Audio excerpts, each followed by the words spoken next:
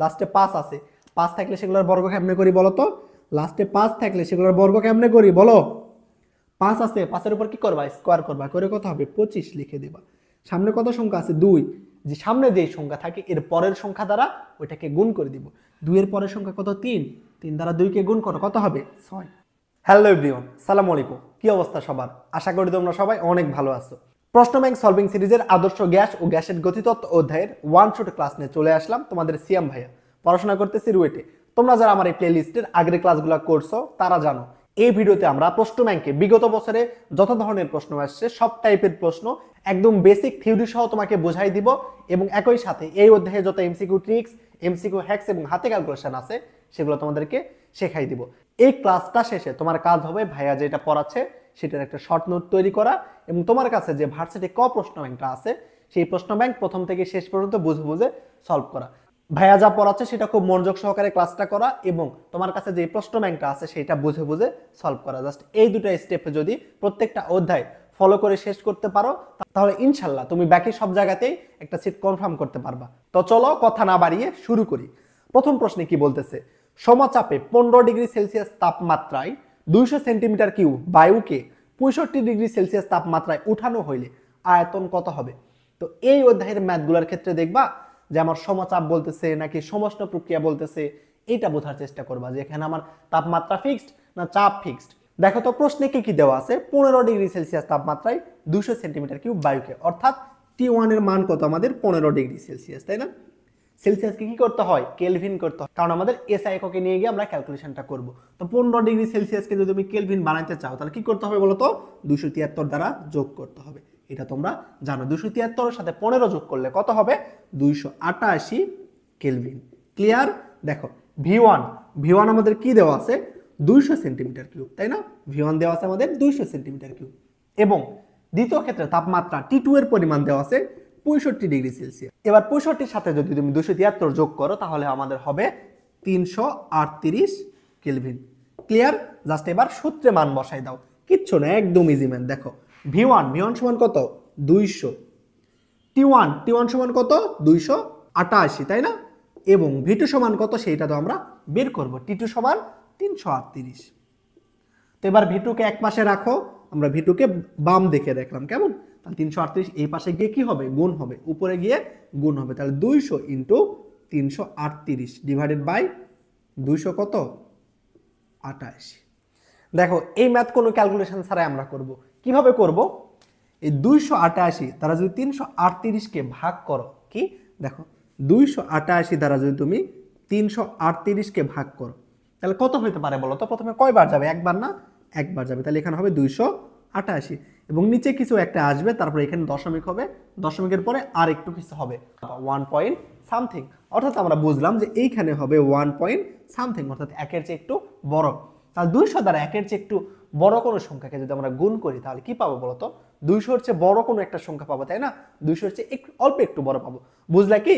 288 দ্বারা তুমি 338 কে যদি ভাগ করো তাহলে আমরা কি পাবো? 1 পয়েন্ট সামথিং, অর্থাৎ 1 এর চেয়ে একটু বড় সংখ্যা পাবো, তাই না? তাহলে 200 দ্বারা যদি 1 এর চেয়ে একটু বড় সংখ্যাকে গুণ করি তাহলে অ্যান্সারটা কি পাবো আমরা? যে 200-র চেয়ে একটু বড়, 200-র চেয়ে যে একটু বড় সেটা হবে আমাদের অ্যান্সার। তো দেখো তো অপশানে আমাদের 200-র চেয়ে একটু বড় কে আছে? 200-র চেয়ে একটু বড় আমাদের একটাই আছে, সি নাম্বারে 234.72, তাহলে অ্যান্সার হবে এইটাই। তুমি কি বলবা যে এ নাম্বারে অপশন আছে 432.72? 200 দ্বারা 1 পয়েন্ট সামথিং কে গুণ করে কি 400 হওয়া সম্ভব? না। 200 দ্বারা যদি তুমি 2 কে গুণ করো তাহলে 400 হওয়া সম্ভব। 200 দ্বারা 1 পয়েন্ট সামথিং কে গুণ করে তো আমাদের 400 হওয়া সম্ভব না। তার মানে বুঝতেছি আমাদের অ্যান্সার হবে এটা 200-র চেয়ে একটু বড়। 200-র চেয়ে একটু বড় কোনটা আছে বলো তো? C number.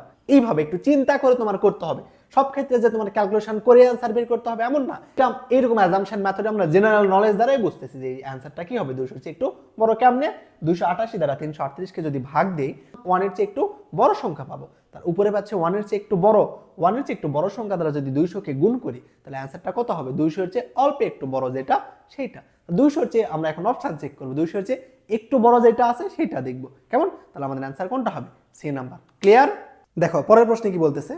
যদি 30 ডিগ্রি সেলসিয়াস তাপমাত্রায় ও 6 গুণন 10⁵ প্যাসকেল চাপের একটা গ্যাসকে সমষ্ণ প্রক্রিয়ায় 3 গুণ আয়তনে প্রসারিত করা হয় তবে গ্যাসটির চূড়ান্ত চাপ কত? কি বলতেছে? চাপ নির্ণয় করতে বলতেছে। প্রক্রিয়াটা কি দেখো তো? সমষ্ণ প্রক্রিয়া। সমস্ত প্রক্রিয়া মানে বুঝবা যে এখানে তাপমাত্রা স্থির। কি সমস্ত প্রক্রিয়া মানে বুঝবা যে এখানে তাপমাত্রা স্থির, অর্থাৎ আমাদের তাপমাত্রা স্থির থাকে কার সূত্রে বলতো? বয়েলের সূত্রে। মনে রাখবা বয়েলের সূত্রে তাপমাত্রা কি থাকে? স্থির থাকে। কেমনে মনে রাখবা? বয়েল করা মানে কি বলতো? ফুটানো না, আমরা ফুটাই কেমনে? তাপ প্রয়োগ করে। অর্থাৎ বয়েলের সূত্রে আমাদের কি ফিক্স থাকবে? তাপমাত্রা ফিক্সড। ওকে, চার্লসের সূত্র চতে চাপ স্থির, চার্লসের সূত্রে চাপ স্থির, বয়েলের সূত্রে তাপমাত্রা স্থির। অর্থাৎ আমাদের তাপমাত্রা যদি স্থির থাকে তাহলে কোনো গ্যাসের চাপ কি হয় বলতো? আয়তনের ব্যস্তানুপাতিক। আমাদের তাপমাত্রা স্থির থাকলে চাপ আয়তনের ব্যস্তানুপাতিক।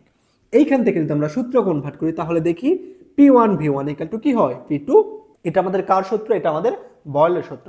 তো কোশ্চেনে দেখো তো আমাদের কি দেওয়া আছে? তাপমাত্রা দেওয়া আছে। এখানে তাপমাত্রা কি কোনো কাজে দিবে? দিবে না, কারণ এটা কি সমষ্ণ প্রক্রিয়া, এই জন্য এখানে তাপমাত্রা আমাদের কোনোই কাজে দিবে না। এরপরে কি দেওয়া আছে? চাপ। P1 এর পরিমাণ দেওয়া আছে কত দেখো তো? P1 দেওয়া আছে 6 গুণন 10 টু দি পাওয়ার 5 পাস্কেল।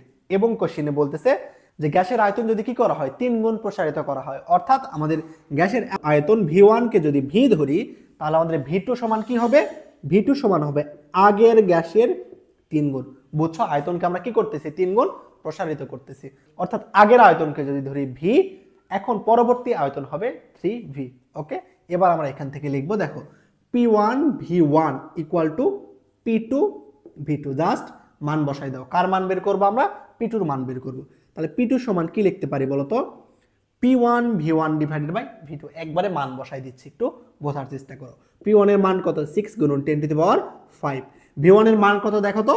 আমরা V1 সমান ধরে নিচ্ছি V, এবং V2 সমান কত? V2 এর মান 3V। উপরে V নিচে V কাটো। তাহলে এখন 6 কে 3 দ্বারা ভাগ দাও, কত হবে? 2 গুণন 10 টু দি পাওয়ার 5 পাস্কেল। একদমই সহজ ম্যাথ ছিল এটা, যার সূত্র বসাই দেওয়া।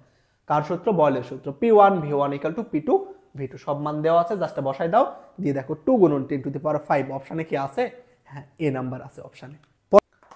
পরীক্ষায় তোমার যেগুলো কমন আসবে না বা কঠিন প্রশ্ন আসবে সেগুলো তোমার পারার প্রয়োজন নাই, কিন্তু তুমি যেগুলো পড়ে গেছো বা তুমি যেগুলো পারো সেইগুলো যাতে ভুল না হয় এইটা তোমার ইনশিওর করতে হবে। কেমন?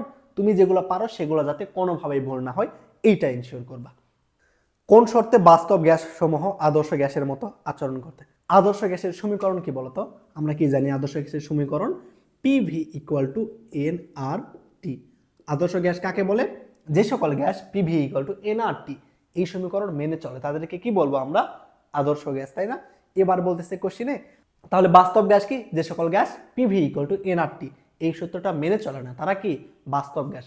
কোশ্চেনে তোমার বলতেছে যে বাস্তব গ্যাস কোন শর্তে আদর্শ গ্যাসের মতো আচরণ করবে? এই প্রশ্নটা তোমাদের পরীক্ষায় আসে, এটা মনে রাখবা। বাস্তব গ্যাস কখন আদর্শ গ্যাসের মতো আচরণ করে? নিম্ন চাপ উচ্চ তাপমাত্রা। কি? নিম্ন চাপ উচ্চ তাপমাত্রা। এটা অনেকেই ভুল করো। নিম্ন চাপ মনে রাখবা, নিম্ন চাপ। চাপ নিম্ন হইতে হবে, অর্থাৎ চাপ হইতে হবে কম, তাপমাত্রা হইতে হবে বেশি। উচ্চ তাপমাত্রা নিম্ন চাপে, উচ্চ তাপমাত্রা নিম্ন চাপে। দেখো অপশন এমন ভাবে দেওয়া আছে যে তোমাকে কনফিউজ করার জন্য যথেষ্ট পরীক্ষার হলের মধ্যে। এখন হয়তো বুঝতেছো যে নিম্ন চাপ উচ্চ তাপমাত্রা, কিন্তু পরীক্ষায় গিয়ে দেখবা এই ধরনের ইজি প্রশ্নই হয়তো মনে হচ্ছে না, ভুলে গেছো। তো এগুলা একটু ভালো করে মনে রাখবা। কেমন? কি নিম্ন চাপ ও কি উচ্চ তাপমাত্রা। ওকে, নিম্ন চাপ এবং উচ্চ তাপমাত্রা। নিম্ন চাপ এবং উচ্চ তাপমাত্রায় বাস্তব গ্যাস আদর্শ গ্যাসের মতো আচরণ করে। নিম্নচাপ ও উচ্চ তাপমাত্রায় বাস্তব গ্যাস আদর্শ গ্যাসের মতো আচরণ করে। বাস্তব গ্যাসের জন্য কি কি সংশোধন করা প্রয়োজন হয় বলতো? আদর্শ গ্যাসের জন্য আমরা কি ধরি বলতো? যে আদর্শ গ্যাসের যে অণুগুলো আছে অণুগুলোর মধ্যে কোনো আকর্ষণ বিকর্ষণ বল নেই, এটা আমরা ধরে নিই, কিন্তু আসলে কি তাই? অণুগুলা যখন ভিতরে একটা পরমাণুর মধ্যে অণু কি স্থির থাকবে? থাকবে না। এরা কি করবে? একজন আরেকজনের সাথে সংঘর্ষে লিপ্ত হবে এবং এদের মধ্যে একটা আকর্ষণ বিকর্ষণ বল থাকবে। আমাদের আদর্শ গ্যাসের জন্য এটা আমরা কি ধরে নিই? যে এদের মধ্যে কোনো আমাদের আকর্ষণ বিকর্ষণ বল নাই, কিন্তু প্রকৃতপক্ষে আমাদের থাকে। এই জন্য বাস্তব গ্যাস আদর্শ গ্যাসের মতো আচরণ করতে পারে না। এবং একই সাথে আমরা কি ধরি? যে আদর্শ গ্যাসের ক্ষেত্রে প্রত্যেকটা গ্যাসের অণুর যে আয়তন আছে না, এই অণুর আয়তনগুলো খুবই নগণ্য হয়। নগণ্য হওয়ার জন্য আমরা ধরি যে গ্যাসের অণুর কোনো আয়তনই নেই, এই আয়তনটাকে আমরা বাদ দিয়ে হিসেব করি। কিন্তু প্রকৃতপক্ষে কি তাই হবে বলতো? প্রকৃতপক্ষে কিন্তু তাই হবে না। একটা অণু না হয় তুমি আয়তনকে নগণ্য ধরলে, কিন্তু একটা গ্যাসের মধ্যে অসংখ্য অণু আছে না, এই অসংখ্য অণুগুলার এই আয়তনগুলো একত্র করলে কি আমরা একটা আয়তন পাবো। এই আয়তনটাকে আমরা বাদ দিতে পারি না। এই জন্য বাস্তব গ্যাসের জন্য এই আয়তন এবং এই চাপ, এই দুটার জন্য আমরা বাস্তব গ্যাস আদর্শ গ্যাসের মতো আচরণ করে না। তো আমরা কোনোভাবে যদি চাপ সংশোধন এবং আয়তন সংশোধন করতে পারি, তাহলে বাস্তব গ্যাস আদর্শ গ্যাসের মতো আচরণ করবে। কেমন? তো বাস্তব গ্যাস কোন সমীকরণ মেনে চলে? ভ্যান ডার ওয়ালস সমীকরণ মেনে চলে। ভ্যান ডার ওয়ালস ইকুয়েশনটা কি? দেখো, P plus A N square V square into V minus N B equal to NRT. আমাদের কি এটা ভ্যান ডার ওয়ালস ইকুয়েশন। এটা কে মেনে চলে? আমাদের বাস্তব গ্যাস। P plus A N square V square into V minus N B equal to কি এনআরটি। দেখো এখানে কি করতেছি আমরা? চাপ এবং আয়তন সংশোধন করতেছি। আদর্শ গ্যাসের ক্ষেত্রে যেটা চাপ ছিল, ওই চাপের সাথে A N square by V square একটা চাপ যোগ করতে হচ্ছে। কিসের জন্য? কারণ আদর্শ গ্যাসের ক্ষেত্রে আমরা ধরি অণুগুলোর মধ্যে কোনো আকর্ষণ বিকর্ষণ নাই, এগুলো পাত্রের গায়ে গিয়ে কোনো আঘাত করবে না। কিন্তু বাস্তব গ্যাসের ক্ষেত্রে দেখা যায় যে না, এদের মধ্যে একটা আকর্ষণ বিকর্ষণ বল আছে। যেহেতু আকর্ষণ বিকর্ষণ বল আছে, তাই এরা পাত্রের মধ্যে একটা এক্সট্রা চাপ ক্রিয়েট করবে। সেই চাপের পরিমাণ এইটা এই জন্য আমাদের বাস্তব গ্যাসের জন্য যোগ করতে হয়, যেটা আমরা আদর্শ গ্যাসের ক্ষেত্রে ধরছি এটার পরিমাণ নগণ্য বা এটার পরিমাণ একদমই নাই। ওকে, এবার আমাদের আয়তন সংশোধন করতে হয়। কি আয়তন সংশোধন করতে হয়? কেমন? বাস্তব গ্যাসের জন্য কি আয়তন সংশোধন করতে হয়? আমরা আদর্শ গ্যাসের ক্ষেত্রে যে পাত্রের অণুগুলোর আয়তনকে নগণ্য ধরছিলাম, কিন্তু এখানে নগণ্য ধরা যাবে না। এই জন্য আমাদের পাত্রের প্রত্যেকটা অণুর আয়তন আমাদের মোট আয়তন থেকে বাদ দিতে হয়। দেন আমাদের এই ইকুয়েশনটা বাস্তব গ্যাস মেনে চলে। বুঝছো?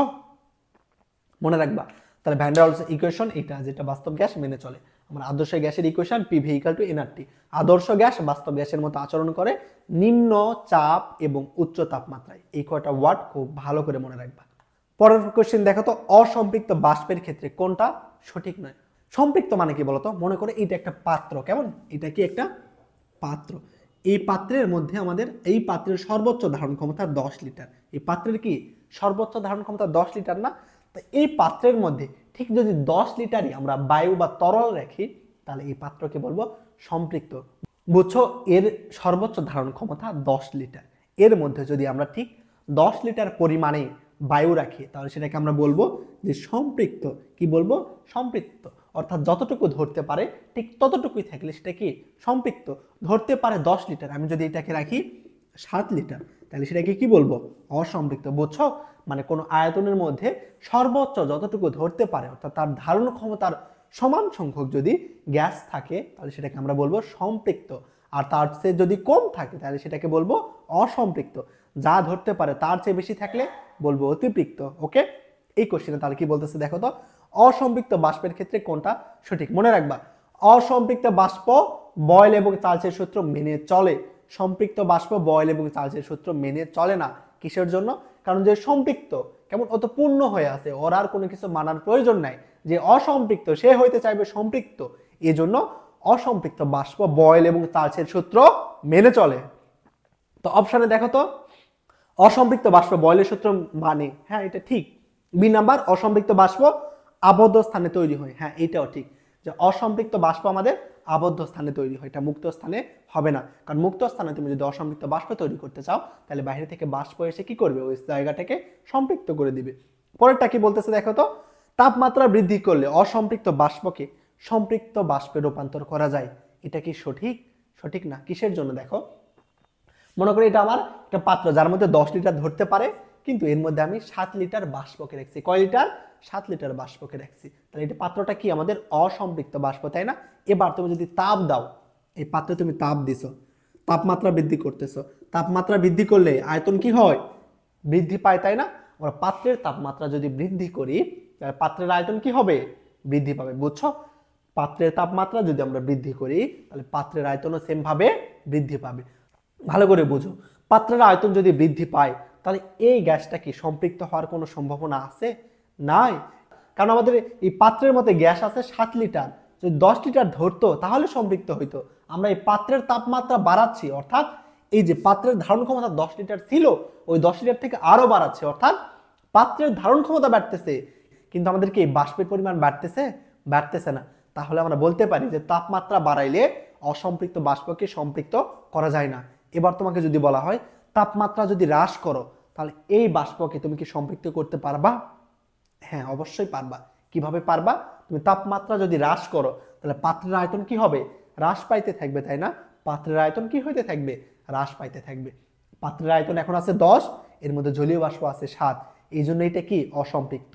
এখন তুমি কি করতেছো, তাপমাত্রা হ্রাস করতেছো, তাহলে পাত্রের ধারণ ক্ষমতা কি হবে, আস্তে আস্তে হ্রাস পাইতে থাকবে। তো মনে করো তাপমাত্রা হ্রাস করতেছো, এর ধারণ ক্ষমতা 10 থেকে হয়ে গেল 9, তারপরে এর তাপমাত্রা আরো হ্রাস করছো, 9 থেকে হয়ে গেছে 8, আরো হ্রাস করছো, এবার হয়ে গেছে কত, 7 লিটার। তাপমাত্রা হ্রাস করার ফলে এই পাত্রের আয়তন হয়ে গেছে 7 লিটার। তাহলে এর মধ্যে এখন জলীয় বাষ্প আছে 7 লিটার। তাহলে আমরা এখন বলতেই পারি যে এই পাত্র দ্বারা এই অসম্পৃক্ত বাষ্প কি হয়েছে, সম্পৃক্ত হয়েছে। বুঝছো, তাপমাত্রা হ্রাস করার জন্য পাত্রের ধারণ ক্ষমতা হ্রাস পাইতেছিল, হ্রাস পাইতে পাইতে যখন আমার এই বাষ্পের সমান হয়ে গেছে, তখন আমরা বলতে পারবো যে অসম্পৃক্ত বাষ্প কি সম্পৃক্ত হয়ে গেছে। বুঝছো, তাহলে তাপমাত্রা হ্রাস করে আমরা অসম্পৃক্ত বাষ্পকে সম্পৃক্ত করতে পারবো, কিন্তু তাপমাত্রা বৃদ্ধি করলে অসম্পৃক্ত বাষ্পকে কোনোদিনই সম্পৃক্ত করতে পারবো না। তাহলে আমাদের অসম্পৃক্ত বাষ্পের জন্য কোনটা সঠিক নয় বলতো, সি নাম্বারটা। ক্লিয়ার? দেখো এর পরের এমসিকিউ কি বলতেছে, এক বায়ুমণ্ডলীয় চাপে একটা আদর্শ গ্যাসকে উত্তপ্ত করে 0.01 মিটার কিউব আয়তন বৃদ্ধি করা হইল, এতে সম্পাদিত কাজের পরিমাণ কত। কাজ কাজ সমান আমরা কি জানি বলতো, কাজ সমান পি ডেল ভি, অর্থাৎ চাপ এবং আয়তনের পরিবর্তনকে আমরা বলতে পারবো কাজ। চাপ এবং আয়তনের পরিবর্তনকে বলতে পারবো কাজ। তাহলে চাপ কত দেওয়া আছে বলতো, 1 এটিএম, পি সমান কত 1 এটিএম। তো এই চাপকে আমরা এখন এসআই এককে নিয়ে যাব। এসআই একক চাপের কি পাস্কেল বা নিউটন মিটার স্কয়ার, পাস্কেলও যা নিউটন মিটার স্কয়ারও সেম।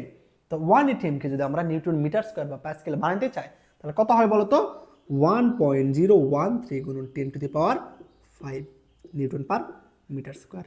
ক্লিয়ার? এটা আমাদের মুখস্থ রাখতে হবে যে 1 এটিএম সমান কি কি হয়, 1.013 গুণন 10 to the power 5 newton per metre square. অথবা আমরা লিখতে পারি 760 মিলিমিটার এইচজি, অথবা 76 সেন্টিমিটার এইচজি, অথবা 0.76 মিটার পারদ-চাপ।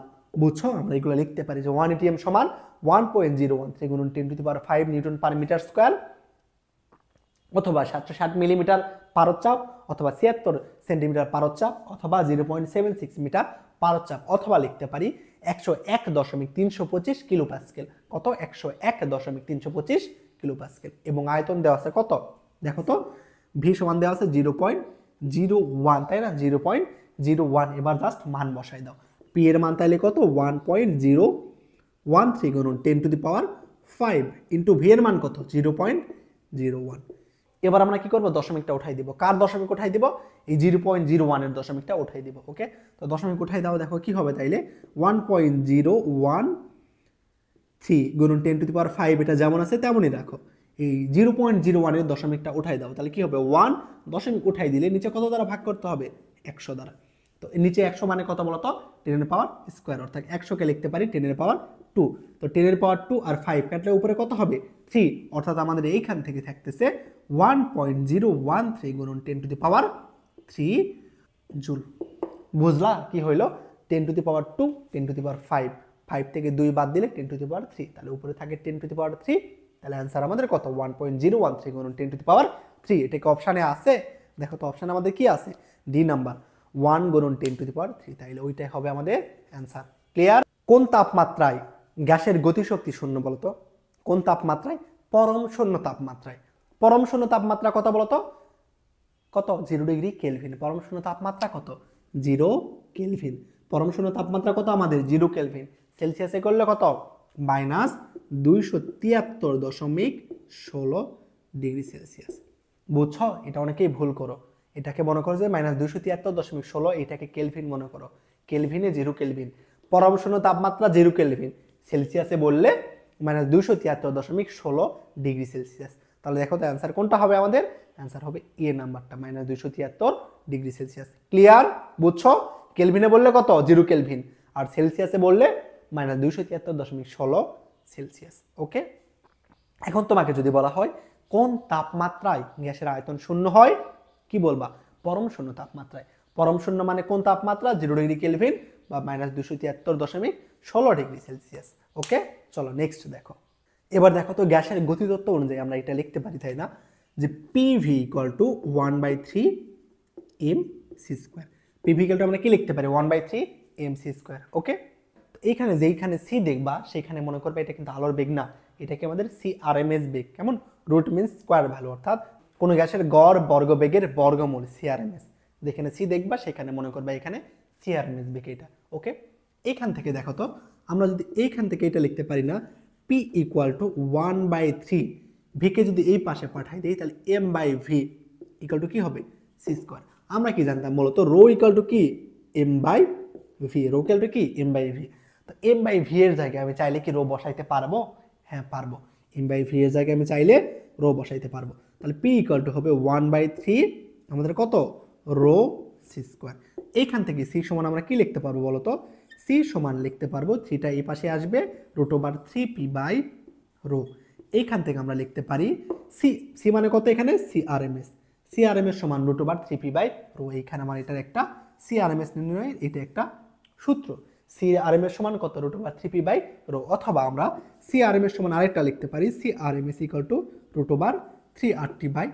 এটা তোমরা জানো, সিআরএমএস সমান √3RT/m অথবা সিআরএমএস ইকুয়াল টু √3p/রো। এই দুটো সূত্র খুব খুব ভালো করে মনে রাখবা। দেখো এবার আমি কি করতেছি, ডান দিকে আমি একটু চেঞ্জ করতে চাচ্ছি। কিভাবে চেঞ্জ করব? মনে করি এখানে 1/3 আছে তাই না, এখানে আমি একটা 1/2 আনতে চাচ্ছি। কি করতে চাচ্ছি? 1/2 আনতে চাচ্ছি। তো 1/2 যদি আনি তাহলে উপরে কি করতে হবে? 2 দ্বারা গুণ করতে হবে তাই না? হ্যাঁ, তাহলে উপরে একটা 2 দ্বারা গুণ করতে হবে। কি করলাম দেখো, ডান দিকে আমরা একটা হাফ আনতে চাচ্ছি, তো হাফ লিখলাম। তো লেখার ফলে আমাদের কি হাফ ছিল? এই ইকুয়েশনে ছিল না। তো এর কাপ ফাড়া হিসেবে কি দিতে হবে? উপরে একটা 2 দ্বারা গুণ করতে হবে। এবার আমরা কি করব দেখো, তাহলে এখানে কি আছে? mc স্কোয়ার, mc স্কোয়ারের জায়গায় লিখে দাও। আমরা একটা হাফ নিলাম, এই জন্য এই ইকুয়েশনে 2 দ্বারা ডান দিকে গুণ করতে হলো। আমরা গতিশক্তি ই সমান কি লিখতে পারি বলতো? হাফ mv স্কোয়ার তাই না?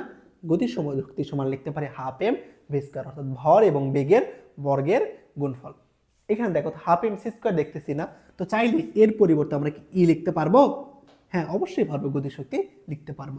তো এইখান থেকে আমরা বলতে পারি পিভি ইকুয়াল টু 2/3e। তাহলে পিভি ইকুয়াল টু আমরা কি দেখলাম? 2/3e। কোশ্চেনে কি বলতেছে দেখো তো, গ্যাসের চাপ একক আয়তনের গতিশক্তির কত অংশ? অর্থাৎ ভি এর মান যদি 1 হয় তাহলে পি ইকুয়াল টু কি হবে? 2/3e তাই না? দেখো ভি এর মান যদি 1 হয় তাহলে পি ইকুয়াল টু কি হবে? 2/3e। অর্থাৎ আমরা বলতে পারবো কি গ্যাসের চাপ গতিশক্তির 2/3। বুঝছো? গ্যাসের চাপ গতিশক্তির 2/3। তাহলে অপশন দেখো তো আমাদের কি আছে? 2/3 কি আছে? হ্যাঁ, এ নাম্বারটা অ্যান্সার কি হবে তাহলে? 2/3। বুঝছো কি? দেখো আমরা এই সূত্রটা তোমার জানতে হবে, এটা মুখস্থ করবা যে কি পিভি ইকুয়াল টু 2/3e। কই থেকে আসছে দেখাই দিলাম। তো সূত্রটা কই থেকে আসছে এইটা তোমার বোঝার প্রয়োজন নাই, জাস্ট দেখলা কই থেকে আসে, কেমনে আসে। জাস্ট তুমি এখন কি করবা? পিভি ইকুয়াল টু 2/3e যে হয় এটা মুখস্থ করবা। ওকে, এখান থেকে দেখতেছি কোন গ্যাসের চাপ এর গতিশক্তির 2/3। তাহলে অ্যান্সার কোনটা হবে আমাদের? এ নাম্বার। তো এইখান থেকে দেখো তো আমরা আরেকটা সূত্র লিখতে পারি। কি সূত্র লিখতে পারি? ই সমান কি লিখতে হবে দেখা যায় বলতো? এখান থেকে ই সমান কি লেখা যায়? 3/2। ই সমান কি? 3/2 পিভি তাই না? ই সমান লেখা যায় যে 3/2 পিভি। আবার আমরা চাইলে পিভি এর জায়গায় এনআরটি লিখতে পারবো তাই না? কারণ আমরা কি জানি যে পিভি ইকুয়াল টু কি হয়? এনআরটি। তো চাইলেই পিভি এর জায়গায় আমরা এনআরটি বসাই দিব। তাহলে ই সমান হবে 3/2 এনআরটি। ক্লিয়ার? যে ই সমান কি লিখতে পারি আমরা? ই সমান 3/2 পিভি, ই সমান 3/2 এনআরটি। এগুলো খুব ভালো করে মনে রাখবা। ই সমান কি লেখা যায়? পিভি সমান 2/3e, আবার ই সমান 3/2 পিভি, আবার ই সমান 3/2 এনআরটি। ই মানে কি? গতিশক্তি। এবং সিআরএমএস সমান লেখা যায় √3RT/m, এবং সিআরএমএস সমান আরেকটা সূত্র লেখা যায় যেটা √3p/রো।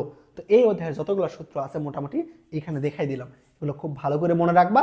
এগুলো থেকে আমাদের এখন যেই ম্যাথগুলো আসবে এগুলো আমরা করব। ওকে, এবার এই এমসিকিউটা দেখো তো কি বলতেছে। অণুর মোল গড় বর্গবেগের সাথে চাপের সম্পর্ক কোনটা? পির সাথে বলতো আমাদের সিআরএমএস বেগের সম্পর্ক কি ছিল? P equal to 1/3 rho C square তাই না? একটু আগে আমরা দেখছি পির সাথে সম্পর্ক কি ছিল? 1/3 রো সি স্কোয়ার। তো পি সমান কি লেখা যাবে দেখো তো? 1/3 রো সি স্কোয়ার। দেখো সরাসরি সূত্র থেকে এমসিকিউ আসছে, কোনটা হবে? এই নাম্বারটা। ক্লিয়ার? দেখো পরেরটা কি বলতেছে, স্থির চাপে কোন তাপমাত্রায় কোনো গ্যাসের মূল গড় বর্গবেগ প্রমাণ চাপ ও তাপমাত্রার মূল গড় বর্গবেগের অর্ধেক হবে। কিছু বুঝলা? আরেকবার দেখো, স্থির চাপে বলতেছে কোন তাপমাত্রায় তোমার কোনো গ্যাসের মূল গড় বর্গবেগ, অর্থাৎ কোন তাপমাত্রায় কোনো গ্যাসের সিআরএমএস বেগ প্রমাণ চাপ ও তাপমাত্রার সিআরএমএস বেগের কি হবে? অর্ধেক হবে। ওকে, ক্লিয়ার? তাহলে আমরা ধরে নিলাম প্রমাণ তাপমাত্রা ও চাপে সিআরএমএস বেগ C1 কি প্রমাণ তাপমাত্রা ও চাপে সিআরএমএস বেগ কি C1 ওকে তাহলে আমরা কি ধরে নিলাম প্রমাণ তাপমাত্রা ও চাপে সিআরএমএস বেগ কত C1 এটা আমাদের কোথায় এটা আমাদের প্রমাণ তাপমাত্রা ও চাপে প্রমাণ তাপমাত্রা ও চাপে এটা আমাদের কোথায় প্রমাণ তাপমাত্রা ও চাপে গ্যাসের মূল গড় বর্গবেগ অর্থাৎ সিআরএমএস বেগের মান আমরা ধরে নিলাম C1 তো প্রমাণ তাপমাত্রা তাহলে তাপমাত্রা কত বলতো T1 সমান কত 273 কেলভিন আমরা জানি প্রমাণ তাপমাত্রা সমান 0 ডিগ্রি সেলসিয়াস বা 273 কেলভিন ওকে আর আরেকটা সূত্র আমরা কি জানি বলতো সিআরএমএস √3RT/m তাই না সিআরএমএস সমান আমরা জানি √3RT/m ওকে সিআরএমএস সমান জানি আমরা √3RT/m তো কোশ্চেনে বলতেছে কোন গ্যাসের কোন তাপমাত্রায় মানে আমার এমন একটা তাপমাত্রা বের করতে হবে যেই তাপমাত্রার সিআরএমএস বেগ আমার প্রমাণ তাপমাত্রার সিআরএমএস বেগের কি হবে অর্ধেক হবে ক্লিয়ার কোশ্চেনে কি বলে দিচ্ছে কোন তাপমাত্রায় কোন গ্যাসের সিআরএমএস বেগ প্রমাণ তাপমাত্রা ও চাপে সিআরএমএস বেগের অর্ধেক হবে ধরে নিলাম আমাদের টি তাপমাত্রায় সিআরএমএস বেগ সেটা কত C2 তো এই C2 এর মানটা হবে আমার প্রমাণ তাপমাত্রা ও চাপে সিআরএমএস বেগের অর্ধেক অর্থাৎ আমাদের প্রমাণ তাপমাত্রা ও চাপের যে সিআরএমএস বেগটা ছিল এটার অর্ধেক হবে আমাদের C2 এর মান বুঝছো বলতেছে কোন তাপমাত্রায় সিআরএমএস বেগ ধরে নিলাম টি তাপমাত্রায় সিআরএমএস বেগ C2 এটার মান হবে এই প্রমাণ তাপমাত্রার অর্ধেক অর্থাৎ C2 সমান 1/2 C1 ওকে তো এইখান থেকে আমরা কি লিখতে পারি বলতো C2/C1 = কত 1/2 C2/C1 সমান লিখতে পারি আমরা 1/2 বুঝছো এবার এখান থেকে আমরা কি বসাই দিব দেখো সির সাথে আমরা সূত্রের অনুপাত বের করা শিখছি না সির সাথে টি এর সম্পর্ক কি বলো সমানুপাতিক তাহলে এখান থেকে তুমি কি লিখতে পারবা C2/C1 = √T2/T1 এটা কি লিখতে পারবা সির সাথে টি এর সম্পর্ক সমানুপাতিক C2 উপরে আছে T2 উপরে C1 নিচে আছে T1 নিচে আছে তো এই সূত্রটা তোমরা চাইলে কিভাবে বের করতে পারো তোমরা এইভাবে ধরবা যে এটা C2 এটা T2 যদি হয় তাহলে এটা 1 নাম্বার ইকুয়েশন দেন 2 নাম্বার ইকুয়েশন ধরবা ধরে 2 কে 1 দ্বারা ভাগ দিবা তাইলে এটা পাবা তো এত টাইম নাই এই প্রসেসটাই তোমার শিখতে হবে সমানুপাতিক সম্পর্ক থাকলে কিভাবে লিখতে পারি বাস্তবানুপাতিক সম্পর্ক থাকলে কিভাবে লিখতে পারি আর যে এই এমটা উদ্ভব হলো কেমনে তো আমাদের বলে দিচ্ছে কি যে সেম গ্যাস তো গ্যাস যেহেতু সেম সেহেতু আমাদের এম কি হয়ে যাবে অনুপাত করলে কাটা যাবে এইজন্য এমটা আমার এখানে প্রয়োজন হয় নাই সির সাথে টি এর সম্পর্ক সমানুপাতিক সেইখান থেকে এই অনুপাতের সূত্রটা আনলাম এবার জাস্ট মান বসাই দিবা C2/C1 সমান কত 1/2 ইকুয়াল টু দেখো তো T2 সমান কত এটা বের করব T1 সমান কত 273 এটাকে এই পাশে পাঠাই দাও রুটকে এই পাশে পাঠাই দাও কত হবে 1/4 273 নিচে রেখে কি করবা এই পাশে পাঠাই দাও তাহলে 273 ইকুয়াল টু কত T2 এখান থেকে আমরা কি লিখতে পারি বলো তো T2 এর মানটা কত হবে গেস করো T2 এর মান কত হবে 273/4 তো 4 কে 273 দ্বারা ভাগ দাও কত হবে আশা করি তোমরা এটা বের করতে পারবা যে 273 কে 4 দ্বারা ভাগ দিলে কত হয় এটা তোমরা বের করতে পারবা এটা आंसर হবে 68.25 কেলভিন আমাদের आंसर কোনটা হবে आंसर হবে আমাদের এ নাম্বার ক্লিয়ার কি চলো পরেরটা দেখি এবার দেখো তিনটা গ্যাস অণুর বেগ যথাক্রমে 25 30 35 তাদের মূল গড় বর্গবেগ কত মূল গড় বর্গবেগ অর্থাৎ সিআরএমএস বেগ সিআরএমএস সমান আমরা কি জানি বলো তো সিআরএমএস সমান আমরা কি জানি প্রতিটা গ্যাসের বর্গের গড় মানের বর্গমূল অর্থাৎ যতগুলো গ্যাসের বেগ দেওয়া থাকবে তাদের বর্গ বের করব করে তাদের গড় করব গড় করে তার রুট করলে যেটা পাবো সেটাই সিআরএমএস এটা সবাই জানো কিন্তু এটা পরীক্ষায় অধিকাংশই গিয়ে পারবে না কিসের জন্য পারবে না দেখো বেগের মান কত দেওয়া আছে দেখো তো 25 30 35 তো 25 এর উপর বর্গ করলে কত হবে আশা করি তোমরা এটা পারবা না অধিকাংশই পারবে না 25 30 35 তবে তোমরা যারা আমার প্রথম ক্লাসটা করছো বা সবগুলা ক্লাস করছো তারা আশা করি এটা পারবা তারা কিভাবে পারবা তোমাদের বর্গ করা শিখাইছি না যে দুনিয়াতে যত যেই সংখ্যাই দেখ না কেন সেটার বর্গ করতে পারবা কয়টা প্রসেস শিখছি তিনটা প্রসেস শিখছি একটা কি লাস্টে 5 থাকলে সেগুলোর বর্গ কিভাবে করতে হয় আরেকটা কি 50 এর চেয়ে ছোট সংখ্যা আর এটা 50 এর চেয়ে বড় থাকলে কেমনে করতে হয় তো চলো আমরা দেখি করি লাস্টে 5 আছে 5 থাকলে সেগুলোর বর্গ কেমনে করি বলো তো লাস্টে 5 থাকলে সেগুলোর বর্গ কেমনে করি বলো 5 আছে 5 এর উপর কি করবা স্কয়ার করবা করে কত হবে 25 লিখে দিবা সামনে কত সংখ্যা আছে 2 যে সামনে যেই সংখ্যা থাকে এর পরের সংখ্যা দ্বারা ওইটাকে গুণ করে দিব 2 এর পরের সংখ্যা কত 3 3 দ্বারা 2 কে গুণ করো কত হবে 6 25 এর উপর স্কয়ার করলে 625 আর 30 এর উপর স্কয়ার করলে তো যাই বুঝতেইছো কত হবে 900 প্লাস 35 এর উপর স্কয়ার করো সেম ভাবে 5 এর উপর স্কয়ার করো কত হবে 25 সামনে কত আছে 3, 3 দ্বারা কি করবা, এর পরের সংখ্যা কত 4, 3 দ্বারা 4 কে গুণ করো কত 12। তাহলে দেখো উপরে আমাদের কত হবে যে √2750, এই 3টা যোগ করবা, করে দেখবা আস্তে আস্তে 2750/3। তো এবার কি করবা দেখো উপরে কাটো, 3 দ্বারা 27 কে কাটো কত হবে 9, তারপরে কত আছে 50, 3 50-এর মধ্যে কত বার যায় 16, তাইলে আমাদের পাচ্ছে কত 916। 916-এর উপর রুট করলে কত হইতে পারে বলো তো, 30-এর চেয়ে একটু বড় না, 30-এর উপর স্কোয়ার করলে কত হয় 900, তার মানে অ্যান্সারটা কত হবে 30-এর চেয়ে একটু বড়। 30-এর চেয়ে একটু বড় কোথায় আছে আমাদের ডি নাম্বার। ক্লিয়ার কি বুঝছো? খুবই সহজ।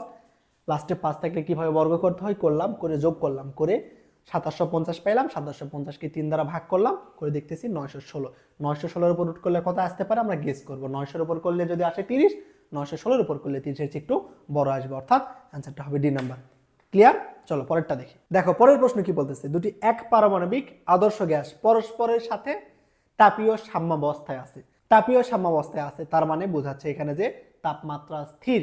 ওকে, এ গ্যাস এম ভর অণু দ্বারা গঠিত এবং বি গ্যাস 4m ভরের অণু দ্বারা গঠিত। এ গ্যাসের আয়তন বি গ্যাসের আয়তনের দ্বিগুণ, এদের চাপের অনুপাত নির্ণয় করতে বলতেছে। কি চাপের অনুপাত? তো এই কোশ্চেনে কি বলে দিয়েছে বলতো, এই প্রক্রিয়াটা কি আমাদের সমষ্ট প্রক্রিয়া। কেমনে বুঝলাম, কারণ এখানে বলতেছে তাপীয় সাম্যাবস্থায় আছে, অর্থাৎ তাপমাত্রা স্থির আছে। তাপমাত্রা স্থির থাকলে আমরা সূত্র কি জানি বলতো, P1 V1 = P2 × V2। বুঝছো? এটা তাপমাত্রা স্থির থাকলে আমাদের সূত্র, এটা আমরা জানি। তো দেখো তো P1 এর জায়গায় কি বসাই দিবা PA, এবং আমাদের কোশ্চেন এবং আমাদের প্রশ্নে কি বলে দিছে, দেখো প্রশ্নে আমাদের বলে দিছে কি এ গ্যাসের আয়তন অর্থাৎ VA, এ গ্যাসের আয়তন বি গ্যাসের আয়তনের কি দ্বিগুণ অর্থাৎ 2VB। বুঝছো যে এ গ্যাসের আয়তন বি গ্যাসের আয়তনের কি দ্বিগুণ। তাহলে দেখো তো আমরা V1 কে ধরে নেই কি VA, এবং P2 কে ধরে নেই PB, এবং V2 কে ধরে নেই কি VB। আমাদের কার অনুপাত প্রয়োজন, PA/PB প্রয়োজন, তাই না? তাহলে PA/PB কে এক পাশে রাখো, বাকিগুলোকে কি করো অপর পাশে নিয়ে যাও। তাহলে PA/PB কে এই পাশে নিয়ে আসলাম, নিয়ে ডান দিকে আমাদের কি থাকে VB /V × A। VB মানে কত বলতো, VB মানে কত, VB এর জায়গায় VB বসাই দাও, এবং আমরা V এর জায়গায় কত লিখতে পারি প্রশ্ন অনুযায়ী 2 × VB, অর্থাৎ V এর জায়গায় লিখতে পারি 2 × VB। কিসের জন্য? কারণ প্রশ্নে বলে দিছে যে এ গ্যাসের আয়তন হবে বি গ্যাসের আয়তনের কি দ্বিগুণ। VB মোকাবেলা করো, তাহলে কি থাকে বলতো, PA এবং PB এদের অনুপাত কত 1/2। বুঝছো? এ গ্যাস এবং বি গ্যাসের চাপের অনুপাত কত হবে 1/, এ এবং বি গ্যাসের চাপের অনুপাত কত হবে 1/2। 1/2 কি অপশনে আছে? হ্যাঁ, তাহলে অ্যান্সার কোনটা? B number. বুঝছো? পরের দেখো কি বলতেছে, 29°C তাপমাত্রায় 3 গ্রাম নাইট্রোজেন গ্যাসের মোট গতিশক্তি নির্ণয় করতে বলতেছে। আমরা গতিশক্তি নির্ণয়ের সূত্র কি দেখছি, ইকে ইকুয়াল টু গতিশক্তি ইকে ইকুয়াল টু 3/2 nRT। জাস্ট মান বসাই দাও। প্রশ্নে দেখো তো মোল সংখ্যা কি দেওয়া আছে, মোল দেওয়া নাই, কিন্তু কি বলে দিছে 3 গ্রাম নাইট্রোজেন, অর্থাৎ নাইট্রোজেনের ভর দেওয়া আছে W কত 3 গ্রাম। আমরা কি জানি বলতো মোল সংখ্যা, মোল সংখ্যা n নির্ণয়ের সূত্রে n = W/m, অর্থাৎ কোন গ্যাসের যদি আমরা কত পরিমাণ আছে সেই ভরটা জানি, তাহলে সেই গ্যাসের মোল সংখ্যা বের করতে পারি। তো নাইট্রোজেনের ভর দেওয়া আছে কত গ্রাম 3 গ্রাম, নাইট্রোজেনের আণবিক ভর কত বলতো 28, নাইট্রোজেনের আণবিক ভর কত 28। তাহলে আমরা n এর মান পাইলাম কত 3/28, n সমান কত 3/28 বসাই দাও। আর এর মান তো আমরা জানি, তাই না? আর এর মান কত 8.314 জুল পার কেলভিন পার মোল। আর এর যে 4টা এককে, আর এর যে মান 4টা এককে আছে, এই 4টা একক সহ খুব ভালো করে মুখস্থ করবা। একটা সিজিএস এককে, একটা লিটার এটিএম এককে, আর একটা যে এসআই এককে, যেটা এই তিনটাই খুব ভালো করে মনে রাখবা। ওকে, এবার তাপমাত্রা, তাপমাত্রা কত দেওয়া আছে বলতো 29°C। সেলসিয়াস কি বানাবা কেলভিন বানাবা। তো টি এর মান 29, 29-এর সাথে যদি তুমি 273 যোগ করো, 29-এর সাথে যদি 273 যোগ করো, তাহলে পাবা কত 302 কেলভিন। তাপমাত্রা পাইলাম 302, টি এর জায়গায় বসাই দাও 302। বুঝলা কি? আমরা গতিশক্তির সমান জানি ইকে = 3/2 nRT। প্রশ্নে আমার n এর মান দেওয়া নাই, n = W/m আমরা জানি, সেখান থেকে n বের করলাম 3/28 বসাই দিলাম। আর এর মান জানি 8.314। প্রশ্নে টি এর মান দেওয়া আছে কত 302। এবার কি করবা ক্যালকুলেশন করবা। কেমনে করবা দেখো তো, এই 8.314 কে আমরা সুবিধার জন্য কত ধরবো 8 ধরবো। তাহলে 2 দ্বারা যদি তুমি 8কে কাটো কত হবে বলো তো? 4 হবে, তাই না? 2 দ্বারা 8কে কাটলে হচ্ছে আমাদের 4। এবার আমার নিচে কত আছে? 28, তাই না? আবার কাটো, তুমি এটাকে যদি 2 দ্বারা কাটো তাহলে কত হবে? 2 2 দ্বারা 28কে কাটলে 14। এটাকে আবার কাটো 2 দ্বারা, তাহলে কত? 1 2 দ্বারা কাটলে কত? 7, তাই না? 2 দ্বারা কাটলে 7। তাহলে উপরে আমরা দেখতেছি কত হচ্ছে বলো তো? উপরে 9 গুণন 302 ডিভাইডেড বাই কত? 7। 9 গুণন 302 ডিভাইডেড বাই 7। এবার তুমি যদি 7 দ্বারা 9কে কাটতে চাও, 7 দ্বারা যদি 9কে কাটতে চাও তাহলে কত হবে বলো তো? 1 পয়েন্ট সামথিং, তাই না? 7 দ্বারা যদি 9কে কাটো তাহলে 1-এর চেয়ে কি হবে? একটু বড় হবে। তাহলে অ্যাকুরেট অ্যান্সার কত হবে বলো তো? তাহলে আমরা বলো তো কি বুঝতেছি? 302 দ্বারা যদি তুমি 1-এর চেয়ে কোনো বড় সংখ্যাকে গুণ করো, 302 দ্বারা যদি 1-এর চেয়ে কোনো বড় সংখ্যাকে গুণ করো তাহলে কি পাবা? অ্যান্সার 302 এর চেয়ে বড় পাবা। তাহলে নিশ্চয়ই আমরা বুঝতেছি এইখান থেকে যে অ্যান্সারটা পাবো সেটা কত হবে? 302 এর চেয়ে বড় হবে। অ্যান্সারটা হবে কত? 302 এর চেয়ে বড়। এবং কি রকমের বড় হবে বলো তো?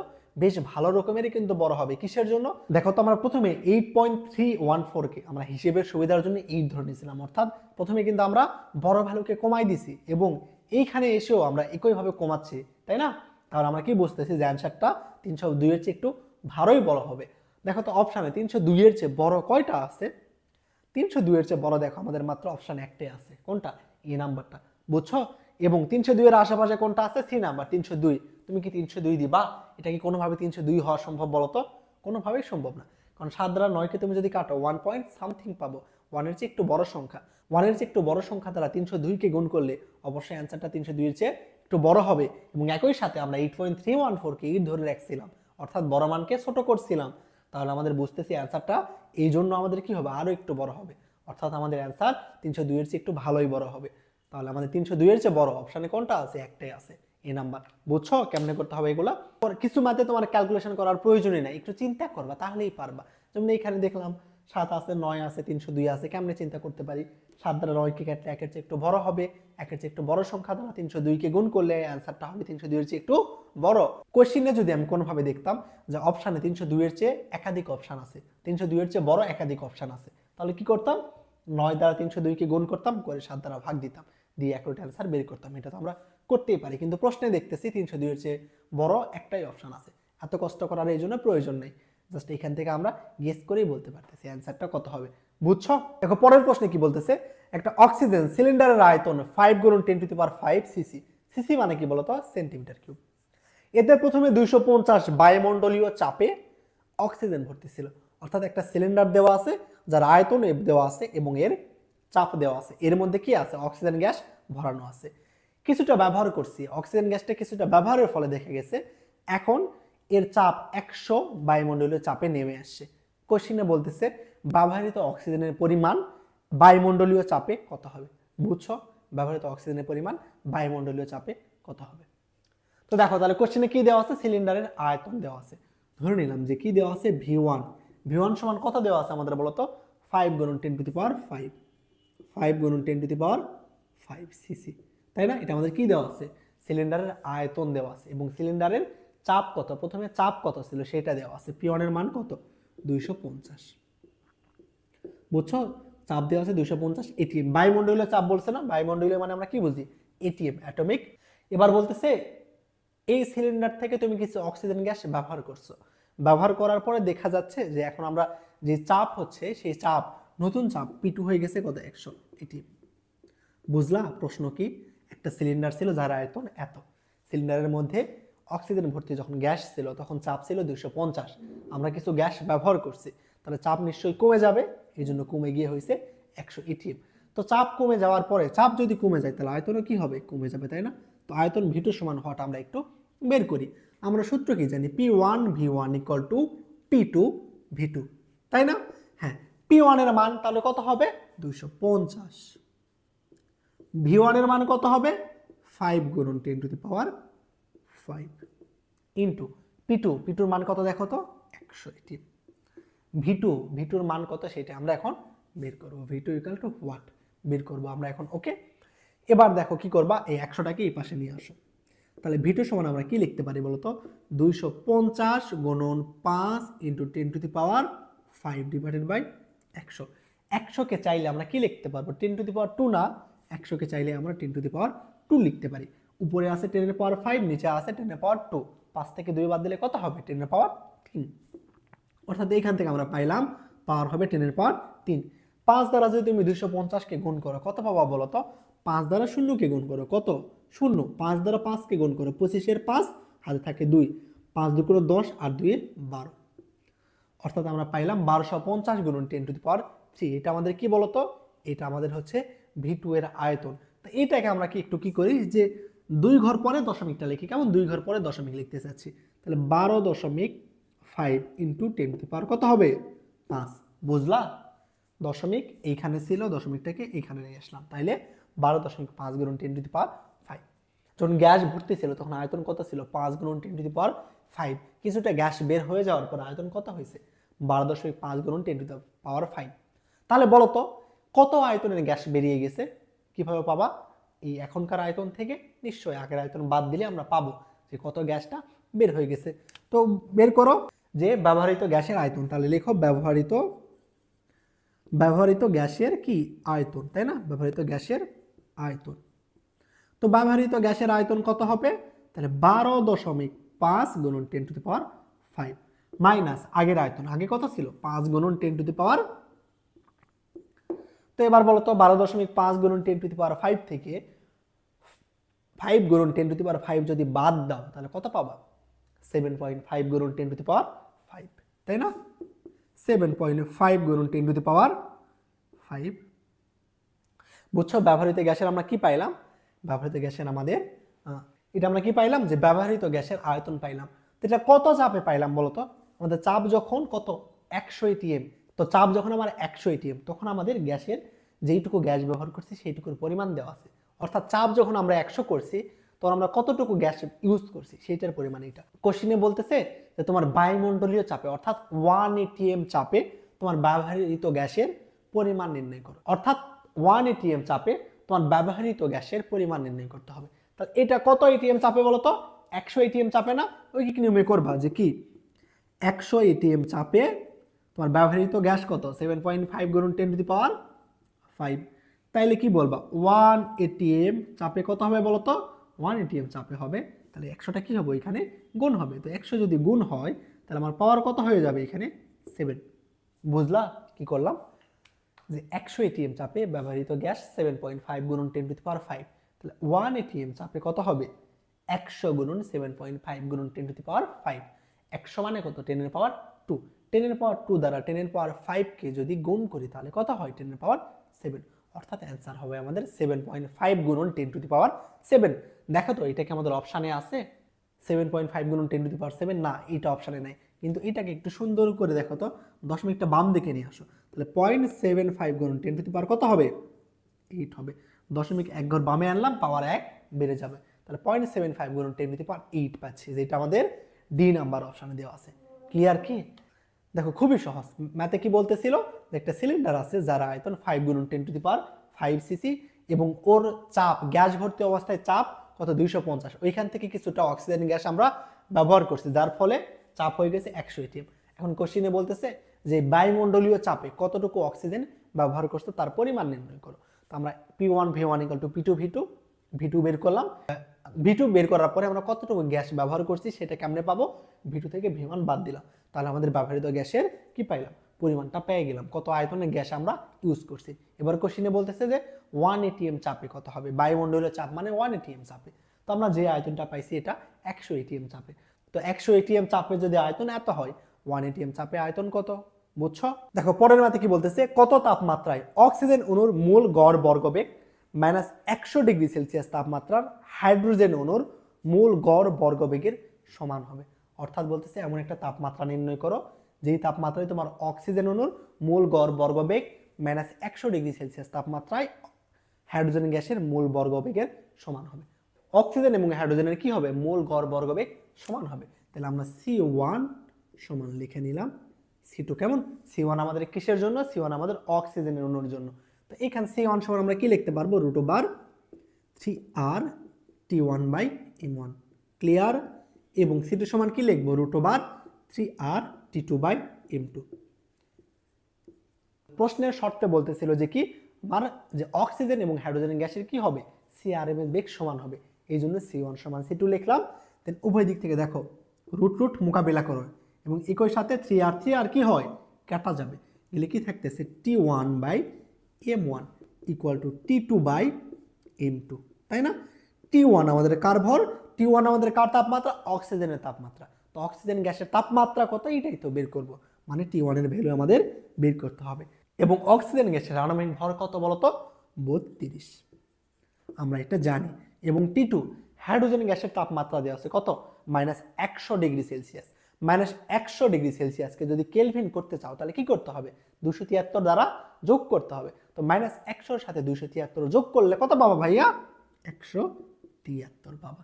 Divided by m, divided by কত, m2। m2 মানে কি, হাইড্রোজেন গ্যাসের আণবিক ভর কত, হাইড্রোজেন গ্যাসের আণবিক ভর আশা করি সবাই জানি কত হবে, 2 হবে, তাই না? এবার কি করবা, দেখো T1 সমান কি হচ্ছে তাইলে 173 ডিভাইডেড বাই 2 ইন্টু কত, 32। 2 দ্বারা 32কে কাটো, কত, 16। 16 দ্বারা 173কে গুণ করতে পারবা, আশা করি এটা সবাই পারবা। গুণ করে দেখবা কত আসতেছে, 2768। কত, 2768 কেলভিন।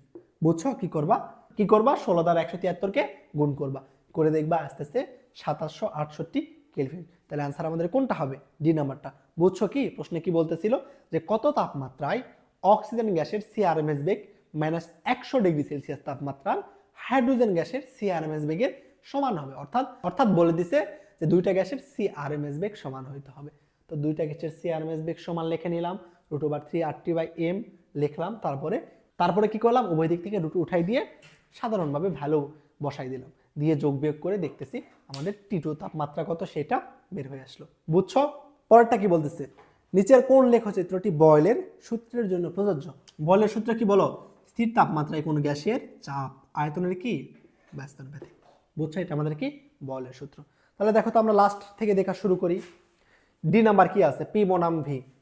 কি আছে ডি নাম্বার, P বনাম V। তো P বনাম V যদি হয় এর গ্রাফ কেমন হবে আমরা কিভাবে বুঝবো, এটা তোমাদের শিখাইছি। x অক্ষ বরাবর কি আছে, V আছে, তার মানে আমাদের মেন সূত্রে যেখানে x আছে সেখানে চাইলে কি বসাই দিতে পারবো, তার মানে মেন সূত্রে যেখানে V আছে সেখানে চাইলে x বসাই দিতে পারবো। y অক্ষ বরাবর কি আছে, P আছে, তার মানে মেন সূত্রে যেখানে P আছে সেখানে চাইলে y বসাই দিতে পারবো। y এর সাথে x এর সম্পর্ক যদি ব্যস্তানুপাতিক হয় তাহলে গ্রাফটা কেমন হয় বলতো, মনে আছে, আয়তাকার অধিবৃত্ত। অর্থাৎ গ্রাফটা কেমন হবে, এমন হবে। তাহলে P বনাম V এর যদি গ্রাফ আঁকায় তাহলে আয়তাকার অধিবৃত্ত হবে। কিন্তু ডি নাম্বারে কি দেওয়া আছে দেখো তো, P এর সাথে V এর গ্রাফ এমন দেওয়া আছে না। সি নাম্বারেও দেখো P বনাম V এর গ্রাফ দেওয়া আছে, P এর সাথে V এর গ্রাফ কি আমাদের মূল বিন্দুগামী সরলরেখা হবে, হবে না। এবার দেখো তো এ নাম্বার কি দেওয়া আছে, PV বনাম V। এ নাম্বারে কি দেওয়া আছে, PV বনাম V। PV বনাম V এর দেওয়া আছে আয়তাকার পরাবৃত্ত, কিন্তু আমরা দেখতেছি P বনাম V এর গ্রাফ হবে আয়তাকার পরাবৃত্ত, কিন্তু PV বনাম V এর গ্রাফ কি আয়তাকার পরাবৃত্ত হবে, হবে না। বুঝছো, PV বনাম V এর গ্রাফ আমাদের আয়তাকার পরাবৃত্ত হবে না। তো PV বনাম V এর গ্রাফটা কেমন হবে আমরা একটু দেখার চেষ্টা করি।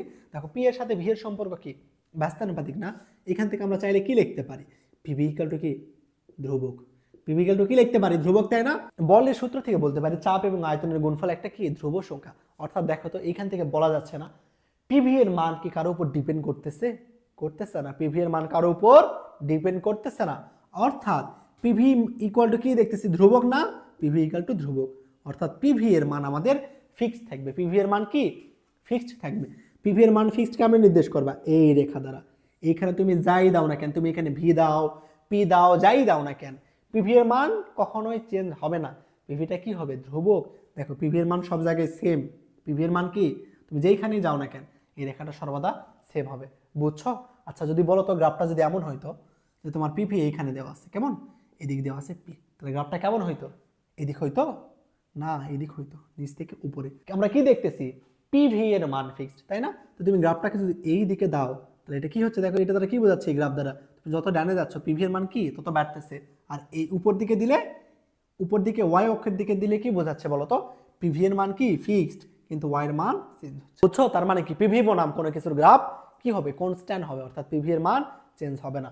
যে গ্রাফ দ্বারা নির্দেশ করবে যে PV এর মান চেঞ্জ হচ্ছে না সেটাই হবে আমাদের সঠিক অ্যান্সার। তাহলে সঠিক অ্যান্সার কোনটা, বি নাম্বার। ক্লিয়ার? দেখো পরেরটা দেখি বলতেছে T তাপমাত্রায় আদর্শ গ্যাসের অণুর গড় গতিশক্তি। আমরা কি জানি বলতো, মোট গতিশক্তি। আমরা জানি মোট গতিশক্তি E = 3/2 nRT। তোমাকে যদি বলা হয় একটা অণুর গতিশক্তি, কি অণুর গতিশক্তি তোমাকে যদি বের করতে বলা হয়, তাহলে কি করতে হয় দেখো 3/2 ইন্টু এন ইন্টু আর, আর কে অ্যাভোগাড্রোর সংখ্যা দ্বারা কি করতে হয়, ভাগ করতে হয়। অ্যাভোগাড্রোর সংখ্যা মানে কত, 6.023 গুণন 10⁻23। অ্যাভোগাড্রোর সংখ্যাকে আমরা এন দ্বারা প্রকাশ করি। অর্থাৎ তোমাকে যদি বলা হবে একটা অণুর গতিশক্তি, কার, অণুর গতিশক্তি, তোমাকে যখন বলা হবে অণুর গতিশক্তি নির্ণয় করো, তখন তোমার এই যে গ্যাস ধ্রুবককে অ্যাভোগাড্রোর সংখ্যা দ্বারা ভাগ করতে হবে। তো গ্যাস ধ্রুবককে যদি আমরা অ্যাভোগাড্রোর সংখ্যা দ্বারা ভাগ করি, তাহলে আমরা আরেকটা ধ্রুবক পাই, যেটাকে আমরা বলি বোলজম্যান ধ্রুবক। ওকে, তাহলে আমরা এখান থেকে R/N এর জায়গায় চাইলে কে লিখতে পারবো, বুঝলা, ইকে ইকুয়াল টু 3/2 NKT। তাহলে কি করবা, তোমাকে যদি বলা হয় একটা অণুর গতিশক্তি নির্ণয় করো, তাহলে কি করবা, 3/2 NKT বসাই দিবা। ওকে, দেখো এই প্রশ্নে কি বলতেছে, স্থির চাপে কোনো গ্যাসের তাপমাত্রা ও আয়তন যথাক্রমে 30 ডিগ্রি সেলসিয়াস ও 10 লিটার। তাপমাত্রা সেলসিয়াস স্কেলে যদি দ্বিগুণ করা হয়, তাহলে এর আয়তন কত গুণ হবে। অর্থাৎ তাপমাত্রা যদি তুমি দ্বিগুণ করো, তাহলে আয়তন কত গুণ হবে, বুঝছো। দেখো আমাদের এখানে, দেখো আমাদের কোন প্রক্রিয়া বলে দিছে, এখানে চাপ স্থির, এখানে কে স্থির, চাপ স্থির। তো চাপ স্থির থাকে কার সূত্রে বলতো, চার্লসের সূত্রে। চার্লসের সূত্রে কি বলে, স্থির চাপে কোনো গ্যাসের আয়তন তাপমাত্রার সমানুপাতিক। তো এইখান থেকে আমরা লিখতে পারি চার্লসের সূত্র V1/T1 ইকুয়াল টু V2/T2, তাই না। এবার দেখো প্রশ্নে যেটা যেটা দেওয়া আছে সেগুলোর মান জাস্ট লিখে নাও। প্রশ্নে আমার কি দেওয়া আছে, তাপমাত্রা T1 সমান কত, 30 ডিগ্রি সেলসিয়াস। এই সেলসিয়াসকে যদি কেলভিন করো, তাহলে 273 দ্বারা যোগ করতে হবে। তো 30-এর সাথে আমরা যদি 273 যোগ করি, তাহলে পাই আমরা 303 কেলভিন। ক্লিয়ার। এবার আমরা T2 কি বলে দিছে, তাপমাত্রা যদি তুমি কি করো, দ্বিগুণ করো, আগে ছিল 30, এখন যদি দ্বিগুণ করো তাহলে কত হবে, 30 গুণন 2 অর্থাৎ 60 হবে। ক্লিয়ার। তাহলে আমাদের তাপমাত্রা হবে এখানে কত, 60 degree Celsius equal to 333 kelvin. আমাদের মান বের করতে হবে কত, V2 এর মান বের করতে হবে। তো চলো আমরা এখান থেকে জাস্ট সূত্রে মান বসাই দেই। V1 সমান V1 রেখি, T1 এর মান কত, আমাদের 303 কেলভিন। V2 বের করতে হবে। T2 সমান কত দেখো তো, 333, তাই না। তাহলে আমরা এইখান থেকে লিখতে পারি যে V2 ইকুয়াল টু এই 333কে এই পাশে পাঠাই দাও, তাহলে কি হবে, 333 ডিভাইডেড বাই 303 ইন্টু V1। বুঝছো, আমরা 333কে এই পাশে পাঠাই দিলাম, দিয়ে দেখতেছি V2 সমান 333/303 ইন্টু V1। এবার একটু চিন্তা করো তো, উপরে 303কে 303 দ্বারা ভাগ দিতে তাহলে কত পাইতা, 1, তাই না। কিন্তু উপরে কি আছে, 303-এর চেয়ে একটু বড় আছে, তাই না।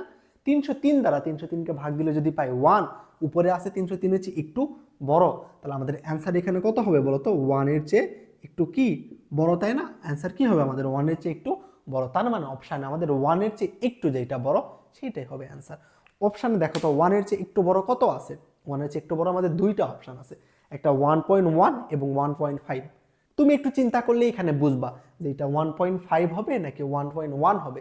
যদি 1.5 হইতে হয় তাহলে উপরে কত থাকতে হবে, চিন্তা করো তো। উপরে যদি 606 থাকতো, নিচে যদি 303 থাকতো, তাহলে ভাগ দিলে পাইতাম কত, 2। 1.5 পাবো কখন, তার মানে 606-এর চেয়ে একটু কম হইলে, অর্থাৎ আমরা যদি মোটামুটি এখানে 450 থেকে উপরে 500 থাকতো, তাহলে কত পাইতাম আমরা, এখানে 1.5 পাইতাম।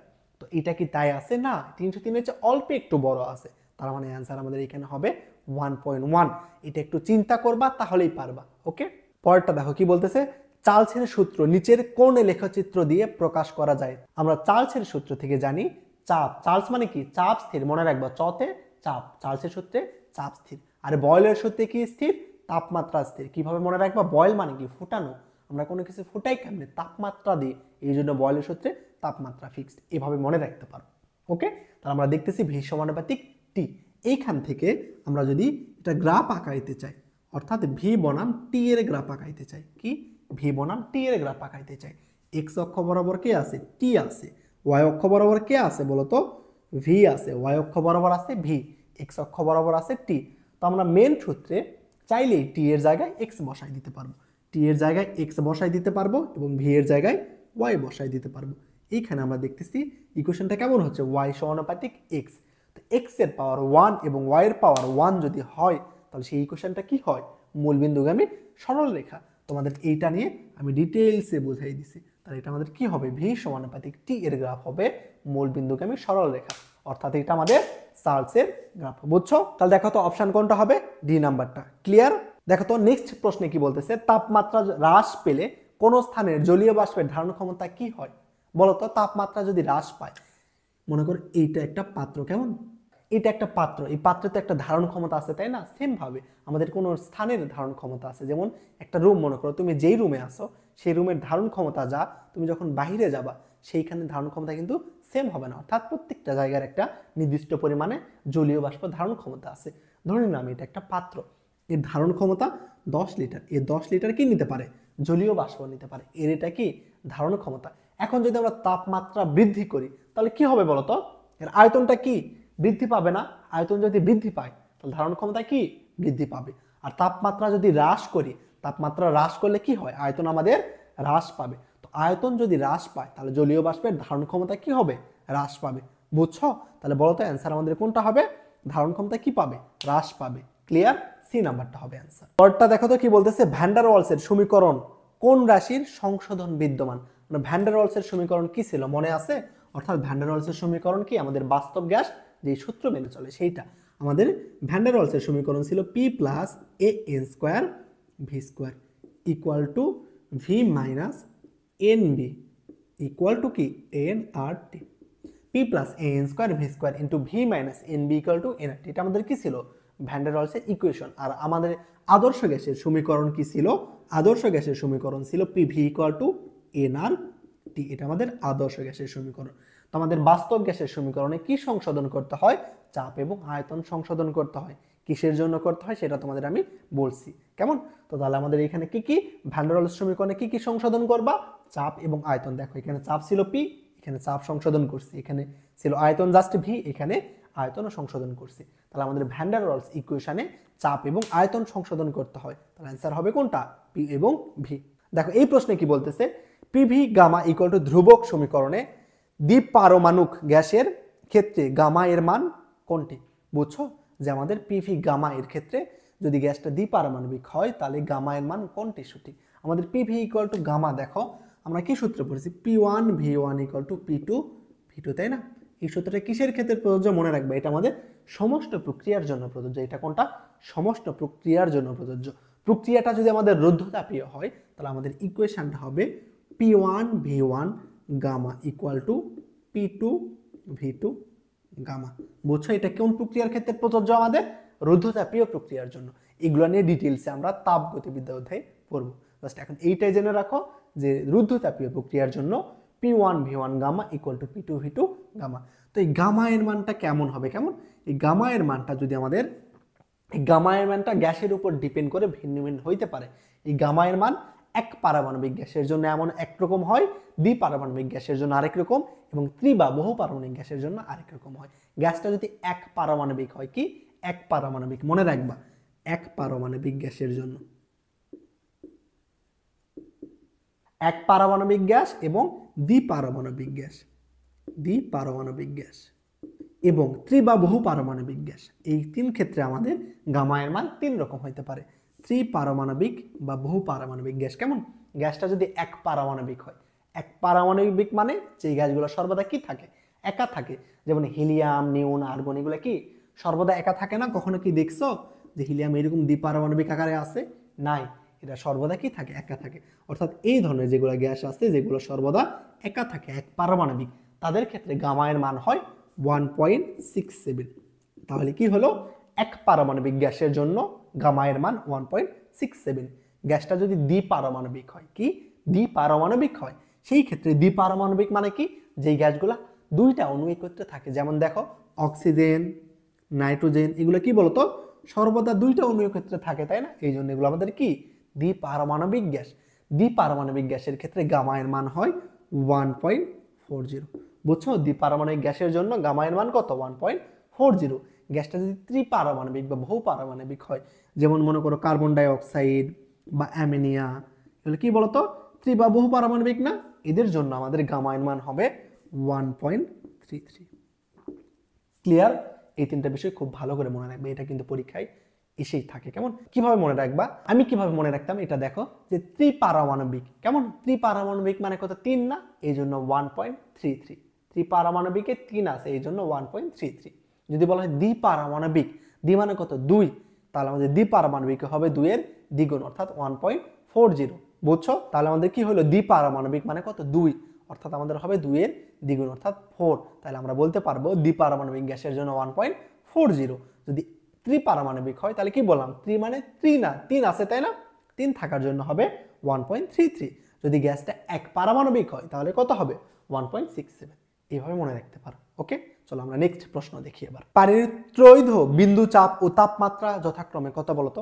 পানির ত্রৈধ বিন্দুটা কি বলতো, যে অবস্থায় পানি জলীয় বাষ্প, তরল এবং কি থাকে কঠিন, 3 অবস্থাতেই থাকে, সেইটাকে আমরা বলি কি পানির ত্রৈধ বিন্দু। অর্থাৎ পানির এমন একটা অবস্থা, ত্রৈধ বিন্দু কিন্তু একটা অবস্থা, কেমন ত্রৈধ বিন্দু কিন্তু কোনো তাপমাত্রা না, ত্রৈধ বিন্দু একটা অবস্থা, যে অবস্থায় একটা নির্দিষ্ট তাপমাত্রা এবং একটা চাপ আছে। যেই তাপমাত্রাটা কত সবাই জানো তোমরা, 273.16 কেলভিন, সেটা আমাদের কি পানির ত্রৈধ বিন্দুর তাপমাত্রা, এবং চাপটা কত 4.58 মিলিমিটার এইচজি। তাপমাত্রাটা সবাই জানো কিন্তু চাপটা অনেকেই জানো না, তো চাপটাও মনে রাখবা, চাপ কত 4.58 মিলিমিটার এইচজি এবং তাপমাত্রা 273.16 কেলভিন। তাহলে অ্যান্সার কোনটা হবে, এ নাম্বারটা। ক্লিয়ার? এবার চলো পরের প্রশ্ন কি বলতেছে, 27 ডিগ্রি সেলসিয়াস তাপমাত্রায় বায়ুর আপেক্ষিক আর্দ্রতা 70% এবং শিশিরাঙ্কে সম্পৃক্ত জলীয় বাষ্পচাপ 14 গুণন 10⁻³ মিলিমিটার মিটার এইচজি হলে ওই তাপমাত্রায় সম্পৃক্ত জলীয় বাষ্প, আমাদের কি বের করতে বলতেছে, সম্পৃক্ত জলীয় বাষ্পচাপ। তো আমরা আপেক্ষিক আর্দ্রতা আর সমান কি জানি বলতো, F/F গুণন 100%, তাই না, আর ইকুয়াল টু F/F গুণন 100%। উপরের ছোট এফটা কি বলতো, শিশিরাঙ্কের তাপমাত্রায় বাষ্পচাপ। ছোট এফটা কি, আমাদের শিশিরাঙ্কের তাপমাত্রায় বাষ্পচাপ, এগুলো তোমরা জানোই। শিশিরাঙ্কের তাপমাত্রায় কি বাষ্পচাপ, আর নিচের বড় এফটা কি সম্পৃক্ত তাপমাত্রায় বাষ্পচাপ, তাই না, আমাদের নিচেরটা হচ্ছে সম্পৃক্ত তাপমাত্রায় বাষ্পচাপ। আমরা আপেক্ষিক আর্দ্রতা আর সমান জানি F/F গুণন 100%। ছোট এফটা আমাদের কি ছোট এফটা কি আমাদের শিশিরাঙ্কের তাপমাত্রায় বাষ্পচাপ, বড় এফটা সম্পৃক্ত তাপমাত্রায় বাষ্পচাপ। ক্লিয়ার? চলো এবার দেখি প্রশ্নে কি কি দেওয়া আছে। আমাদের আপেক্ষিক আর্দ্রতা দেওয়া আছে কত পার্সেন্ট, 70%, অর্থাৎ আমাদের কার মান দেওয়া আছে, আর এর মান দেওয়া আছে কত 70%, তাই না, আর এর মান দেওয়া আছে আমাদের 70%। এবং প্রশ্নে কি বলে দিছে, শিশিরাঙ্কে সম্পৃক্ত বাষ্পচাপ অর্থাৎ কার মান, ছোট এফ এর মান কত 14 গুণন 10⁻³ অর্থাৎ এফ এর মান 14 গুণন 10⁻³ এবার কি করবা, এই সূত্রে জাস্ট বসাই দিবা, তাহলেই হবে কত 70% ইকুয়াল টু শিশিরাঙ্কের তাপমাত্রায় অর্থাৎ আমাদের 14 গুণন 10⁻³ এটার ভ্যালু দেওয়া আছে ইন্টু 100%, তাই না। আমরা কি বের করব, সম্পৃক্ত তাপমাত্রায় বাষ্পচাপ অর্থাৎ বড় এফ কত এটা বের করব। এই পার্সেন্ট আমরা কাটতে পারি। আবার এবার কি করবা দেখো তো, 100 সমান কত লিখতে পারি আমরা 10⁻², 100 সমান লিখতে পারি 10⁻²। তো 10⁻² এবং 10⁻³ যদি যোগ করি তাহলে কত হবে 10⁻⁻1। অর্থাৎ এইখান থেকে দেখো আমরা এফটাকে এই পাশে নিয়ে গেলাম, উপরে কত আছে 14 ইন্টু 10⁻³ এবং 10⁻+2 যদি যোগ করি তাহলে কত হবে 10⁻⁻1। ক্লিয়ার? এবং আমরা 70 কি হবে এই পাশে নিচে চলে আসবে। এবার কি করবা বলতো, এবার কাটাকাটি করবা। কেমনে করবা, 10⁻⁻1 মানে কি বলতো, 10⁻⁻1 মানে আমরা লিখতে পারি 14/70 ইন্টু 10। বুঝলা? আর নিচে কত আছে জাস্ট জেনারেল ভাগ করবা, উপরে আছে 14, নিচে কত বলতো 700। 700 দ্বারা 14কে ভাগ করতে পারবা আশা করি। 700 দ্বারা 14কে কি করবা, ভাগ করবা। কেমনে করবা, উপরে 14 নাও, একটা দশমিক নাও, দশমিক নিয়ে ভাগ কি যাচ্ছে না, তাহলে কি করবা, একটা জিরো দিবা, যে বামে একটা জিরো নিবা, দেন আবার একটা জিরো দিবা, আবার একটা জিরো নিবা, তাহলে কত হচ্ছে 1400। 1400কে যদি আমরা এখন ভাগ দিই তাহলে কত হবে বলতো 2 হবে। তাহলে নিচে আমরা পাবো 1400 আর নিচে উপরে কত 0.002। তাহলে আমরা অ্যান্সার পাইলাম 0.002। বুঝছো, অ্যান্সার কত 0.002। এবার আমরা কি করবো, এটাকে একটু সুন্দর করে লিখবো, অর্থাৎ দশমিকটাকে এই পাশে নিয়ে যাব। তো দশমিককে যদি 2 এর পরে লিখতে চাই তাহলে 10 এর পাওয়ার কত হবে বলতো -3 হবে, কারণ আমরা জানি ডান দিকে যদি আমরা দশমিক স্থানান্তর করি যত ঘর ডানে যাব 10 এর পাওয়ার তত মাইনাস হবে। 3 ঘর ডানে গেলাম 10 এর পাওয়ার -3। তাহলে অ্যান্সার কত 2 গুণন 10⁻³ অপশানে দেখো তো আমাদের 2 গুণন 10⁻³ কি আছে? হ্যাঁ আছে, কোনটা? C number. বুঝছো না? খুবই সহজ। দেখো কি ছিল আমাদের, আর আপেক্ষিক আর্দ্রতা নির্ণয়ের সূত্র F/F গুণন 100%। উপরের এফটা কি? শিশিরাঙ্কের তাপমাত্রায় বাষ্পচাপ। বড় এফটা কি? সম্পৃক্ত তাপমাত্রায় বাষ্পচাপ। শিশিরাঙ্কের তাপমাত্রায় বাষ্পচাপ দেওয়া ছিল, বসাই দিলাম। আর এর মান দেওয়া আছে 70%, লিখে দিলাম, দিয়ে উভয় দিকে জাস্ট ক্যালকুলেশন করলাম, করে দেখতেছি আমাদের আর্দ্রতা 2 গুণন 10⁻³। তাহলে অ্যান্সার সি নাম্বার। ক্লিয়ার? চলো পরেরটা দেখি। আচ্ছা এবার এই প্রশ্ন দেখো তো কি বলতেছে, প্রমাণ অবস্থায় 2.2 গ্রাম কার্বন ডাই অক্সাইড গ্যাসের আয়তন কত? প্রমাণ অবস্থায় কোনো গ্যাসের আয়তন কত হয় বলতো? আমরা জানি না, 22.4 লিটার। প্রমাণ অবস্থায় কোনো গ্যাসের আয়তন কত? 22.4 লিটার। তাহলে আমরা এখান থেকে বলতে পারবো, দেখো তো কার্বন ডাই অক্সাইডের আণবিক ভর কত বলতো? কার্বন ডাই অক্সাইডের আণবিক ভর আমরা জানি কত? 44 গ্রাম, তাই না? কার্বন ডাই অক্সাইডের আণবিক ভর জানি আমরা 44 গ্রাম। তাহলে আমরা বলতে পারবো 44 গ্রাম কার্বন ডাই অক্সাইড এর আয়তন কত বলতো? 22.4 লিটার। 22.4 লিটার, এটা আমরা কি করতে পারবো? বলতে পারবো, তাই না? 44 গ্রাম কার্বন ডাই অক্সাইডের আয়তন 22.4 লিটার। কারণ আমরা প্রমাণ অবস্থায় জানি 1 মোল গ্যাসের আয়তন হয় 22.4 লিটার। 1 মোল গ্যাস মানে কার্বন ডাই অক্সাইডের জন্য 44 গ্রাম কার্বন ডাই অক্সাইড। এবার তুমি কি লিখবা? 1 গ্রাম কার্বন ডাই অক্সাইডের আয়তন কত হবে? 22.4 ভাগ কত? 44। ক্লিয়ার? কোশ্চেনে তোমার কি বলতেছে? 2.2 গ্রাম। কোশ্চেনে কত? যে তোমার 2.2 গ্রাম কার্বন ডাই অক্সাইডের আয়তন কত হবে? তাহলে 2.2 গ্রাম কার্বন ডাই অক্সাইডের আয়তন হবে আমাদের 22.4 ইন্টু 2.2টা কি হবে? উপরে গুণ হবে, 2.2টা উপরে গুণ, ডিভাইডেড বাই কত? 44। তো 22 দ্বারা যদি তুমি 44কে কাটো, কত হবে ভাইয়া?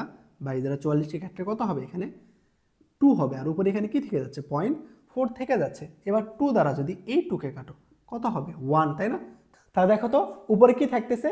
2 দ্বারা যদি 2.2কে কাটো তাহলে কত হবে? 1। তাহলে উপরে আসে আমাদের এইখানে 1 এবং 0.4। 1 এবং 0.4 যদি আমরা গুণ করি তাহলে কত হবে বলতো? 1 এর চেয়ে একটু বড় হবে, তাই না? অ্যান্সারটা কত হবে? 1 এর চেয়ে একটু বড়। তাহলে দেখো তো 1 এর চেয়ে একটু বড় অপশানে কোথায় আছে? আমাদের এ নাম্বারটা আছে। তাহলে অ্যান্সারটা হবে এ নাম্বার। বুঝছো? 1.12 লিটার। ক্লিয়ার? যে প্রমাণ অবস্থায় 2.2 গ্রাম কার্বন ডাই অক্সাইডের গ্যাসের আয়তন বের করতে বলতেছিল। প্রমাণ অবস্থায় কোনো গ্যাসের আয়তন হয় কত? 22.4 লিটার। তাই বলতে পারতেছি 44 গ্রাম কার্বন ডাই অক্সাইডের আয়তন 22.4 লিটার। তাহলে 1 গ্রাম কত? প্রশ্নে বলতেছে 2.2 গ্রাম সমান কত, সেটা বের করলাম। ওকে, দেখো তো ভাইয়া পরের প্রশ্ন কি বলতেছে, স্থির আয়তনে একটা গ্যাসের তাপমাত্রা বাড়াইলে ওই গ্যাসের ক্ষেত্রে কি হবে? চাপ ও গতিশক্তি বাড়বে নাকি চাপ ও গতিশক্তি কমবে? আমরা দেখো তো এখন গতিশক্তি ই কে সমান কি জানি? 3/2 nRT। অর্থাৎ গতিশক্তির সাথে আমরা বলতে পারবো টি এর সম্পর্ক কি? সমানুপাতিক। তার মানে বুঝতেছি টি যদি বাড়ায় গতিশক্তি বাড়বে। অর্থাৎ তাহলে আমরা একটা বিষয় ক্লিয়ার হইলাম যে তাপমাত্রা বাড়লে গ্যাসের গতিশক্তি কি হবে? বৃদ্ধি পাবে। এবার চাপের সাথে সম্পর্ক দেখি, আমরা কি জানি বলতো? পি এর সাথে টি এর সম্পর্ক কি? সমানুপাতিক। পি সমানুপাতিক টি। তো এইখান থেকে আমরা বলতে পারি তাপমাত্রা বৃদ্ধি করলে চাপও বৃদ্ধি পাবে, একই সাথে তাপমাত্রা বৃদ্ধি করলে কি? আমাদের গতিশক্তিও বৃদ্ধি পাবে। তাহলে চাপ এবং গতিশক্তি দুইটাই বৃদ্ধি পাবে তাপমাত্রা বৃদ্ধি করলে। তাহলে অ্যান্সার কোনটা হবে? এ নাম্বারটা। বুঝছো? দেখো এই ম্যাথটা, দেখো এই ম্যাথ অনেক অনেক বেশি গুরুত্বপূর্ণ। কেমন? কোন একটা হ্রদের তলদেশ থেকে একটা বায়ু বুদবুদ পানির উপরের পৃষ্ঠে আসলে এর আয়তন কি হয়? দ্বিগুণ হয়। বায়ুর চাপ 1.01 গুণন 10⁵ পাস্কেল হইলে হ্রদের গভীরতা কত? বুঝছো? একটা বায়ু বুদবুদ যখন হ্রদের তলদেশ থেকে উপরে আসে তখন এর আয়তন কত হয়? আমাদের দ্বিগুণ আয়তন হয়। এখন বলতেছে তাহলে হ্রদের গভীরতা কত? একটু বোঝার চেষ্টা করো। এটা মনে করো একটা হ্রদ, কেমন? এটা একটা মনে করো যে হ্রদ। হ্রদে কি আছে? আমাদের পানিপূর্ণ আছে। হ্রদে কি আছে? পানিপূর্ণ আছে, তাই না? তো এর মধ্যে হ্রদের গভীরতায় অর্থাৎ হ্রদের তলদেশে যখন কি থাকবে? একটা মনে করো বুদবুদ আছে, তাই না? হ্রদের তলদেশে যখন বুদবুদ আছে তখন এর উপর কয়টা চাপ কাজ করবে বলতো? এর উপর 2টা চাপ কাজ করবে। কয়টা চাপ? 2টা কাজ। আমরা জানি কোনো কিছুর উপর সর্বদা কি? বায়ুমণ্ডলের একটা চাপ কাজ করে। কত? বায়ুমণ্ডলীয় চাপ কাজ করে। অর্থাৎ পানির উপরই পৃষ্ঠেও আমাদের সেমভাবে বায়ুমণ্ডলীয় চাপ কত? 10⁵ নিউটন পার মিটার স্কয়ার। এটা আমাদের বায়ুমণ্ডলীয় চাপ। এই চাপটা পানির উপরই পৃষ্ঠেও কাজ করবে, একই সাথে পানির উপরেও কাজ করবে। পানির উপরে যদি এই চাপটা কাজ করে তার মানে বলতে পারবো এই বস্তুর উপরেও কাজ করবে। এবং এই বস্তু যেহেতু পানির ভিতরে একটা গভীরতায় আছে সেই জন্য প্লবতার জন্য এখানে আরেকটা চাপ কাজ করবে। অর্থাৎ আমাদের পানির তলদেশে থাকার জন্য এই বস্তুর উপর দুইটা চাপ কাজ করতেছে। একটা কি বাতাসের চাপ পি এয়ার, একটা বাতাসের চাপ, আরেকটা কি বলতো এইচ রো জি অর্থাৎ প্লবতার চাপ। বুঝলা যে এই বস্তুর উপর আমাদের কয়টা চাপ করতেছে?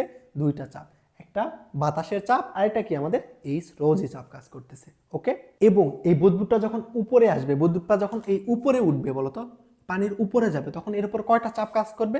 জাস্ট বাতাসের চাপ কাজ করবে, তাই না? এর উপর জাস্ট বাতাসের চাপ কাজ করবে। তাহলে স্বভাবতই বলতো কোথায় আয়তন বেশি হবে? নিশ্চয় উপরে গেলে আয়তন বেশি হবে। কিসের জন্য? কারণ উপরে গেলে চাপ কম।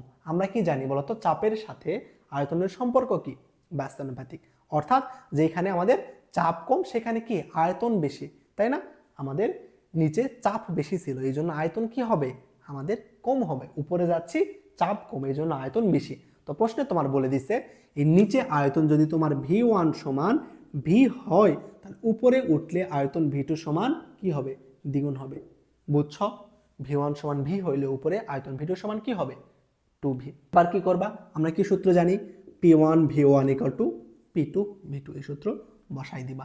P1 মানে কি বলতো? P1 মানে আমরা যখন গভীরতায় ছিলাম তখন আমাদের চাপ কত?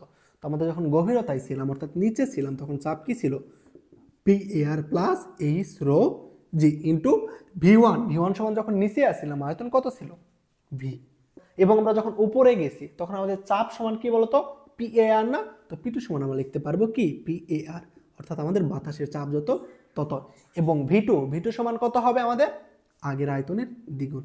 ক্লিয়ার? আমাদের কোশ্চেনে বলে দিচ্ছে আয়তন কত হবে? দ্বিগুণ হবে। এবার কি করবা দেখো, এই ভি কাটবা, কাটার পরে H rho G equal to, দেখো এখানে কি আছে? 2P না? এপিটাকে ওই পাশে পার করে দাও, তাহলে কত হবে? জাস্ট একটা পি এ আর হবে, তাই না? আমরা কার মান বের করতে হবে? এইচ এর মান। এইচ সমান হবে P A R divided by rho into G, তাই না? তো দেখো তো পি এ আর এর মান দেওয়া আছে কত? 1.013 গুণ 10⁵ ক্লিয়ার? রো মানে কত? পানির ঘনত্ব কত? 1000 ইন্টু জি এর মান কত? 9.8। এবার এইটা সুন্দর করে নিজে নিজে কাটবা, কেটে দেখবা আসতেছে অ্যান্সার 10.3। ক্লিয়ার কি? তাহলে আমাদের উচ্চতা কত হবে? 10.3 মিটার। আমাদের হ্রদের গভীরতা 10.3 মিটার। বুঝছো কি? এত বোঝার প্রয়োজন নাই, এটা আমরা শর্টকাটে করব। এই ম্যাথটা কি করব? শর্টকাটে করব। শর্টকাটে করার উপায় কি দেখো? শর্টকাটে করার উপায় হচ্ছে গভীরতা এইচ সমান n-1 ইন্টু 10.2। শর্টকাট নির্ণয় সূত্র কি? H equal to n-1 into 10.2। এটা খুব ভালো করে মনে রাখবা। এই শর্টকাটটা এই অধ্যায়ের জন্য একটাই শর্টকাট, এই অধ্যায়ের জন্য একটাই শর্টকাট। এই শর্টকাটটাই জাস্ট মনে রাখবা, আর কোনো শর্টকাট এই অধ্যায়ের জন্য প্রয়োজন নাই। একটাই শর্টকাট, গভীরতা নির্ণয় সূত্র 10.2 n-1। এনটা কি? আয়তন কত গুণ হচ্ছে সেইটা। আয়তন এখানে কত গুণ হচ্ছে? দ্বিগুণ। আয়তন কত? দ্বিগুণ। তাইলে এনের জায়গায় কি বসাই দিবা? 2 - 1 ইন্টু 10.2। তাহলে অ্যান্সার কত হবে এখানে? 10. বুঝছো? তাহলে অ্যান্সার কত হবে? মানে 10.2 এর আশেপাশে। তো এই প্রশ্নে অপশান এমনভাবে দেওয়া আছে যেমন কোনোভাবে 10.2 মিলে গেছে। তো এই প্রশ্নের জন্য এটা প্রযোজ্য হবে না, কিন্তু বাকি যত প্রশ্ন আছে সবটার জন্য প্রযোজ্য হবে। কেমন? তো এরপরের একটা প্রশ্ন দেখি। এরপরের প্রশ্নটা দেখো তো, তাহলেই ক্লিয়ার হবে। কোন হ্রদের তলদেশ থেকে পানির উপরিতলে আসায় একটা বায়ু বুদবুদের আয়তন কত হয়? 10 গুণ। বায়ুমণ্ডলে চাপ 10⁵ হইলে হ্রদের তলদেশের গভীরতা কত? সেম ভাবে আয়তন কত গুণ হয়েছে? 10 গুণ। তার মানে এন এর মান কত? 10। 10 - 1 ইন্টু 10.2। 10 থেকে 1 বাদ দাও, কত হবে? 9। 9কে তুমি যদি 10.2 দ্বারা গুণ করো কত হবে বলো তো? আমাদের 90 এর চেয়ে কি হবে? একটু বড় হবে। তাই অ্যান্সার দেখো তো, 90 এর চেয়ে একটু বড় কোনটা আছে? 90 এর চেয়ে একটু বড় আমাদের এ নাম্বার আছে 91.84।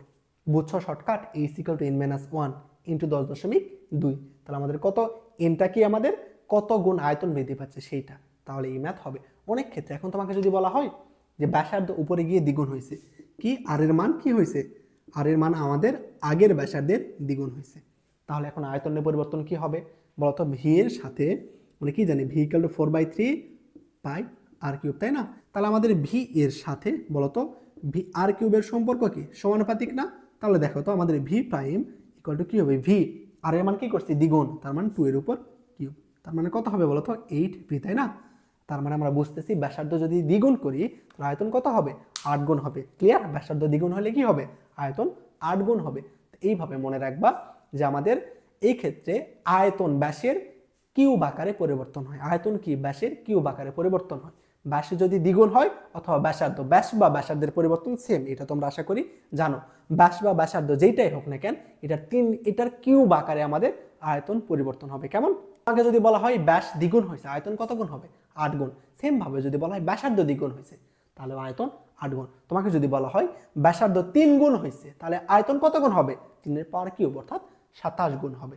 এটা মনে রাখবে। কেমন? আমাদের ব্যাস বা ব্যাসার্ধ দ্বারা দেওয়া থাকলে সেটার উপর কিউব করব, করে এর জায়গায় মান বসাই দেবো, দিলে আমাদের হবে। তো এই অধ্যায়ে আমাদের এই পর্যন্তই। প্রশ্ন ব্যাংকে যত টাইপের প্রশ্ন আছে সব টাইপের প্রশ্ন তোমাকে একদম বেসিক থেকে থিওরি সহ যা যা আছে কভার করে দিছি। এখন তোমার কাজ ভাইয়া যা পড়ালো পারলে সেটার একটা শর্ট নোট তৈরি করা এবং একই সাথে তোমার কাছে যে প্রশ্ন ব্যাংকটা আছে সেই প্রশ্ন ব্যাংকটা সলভ করা।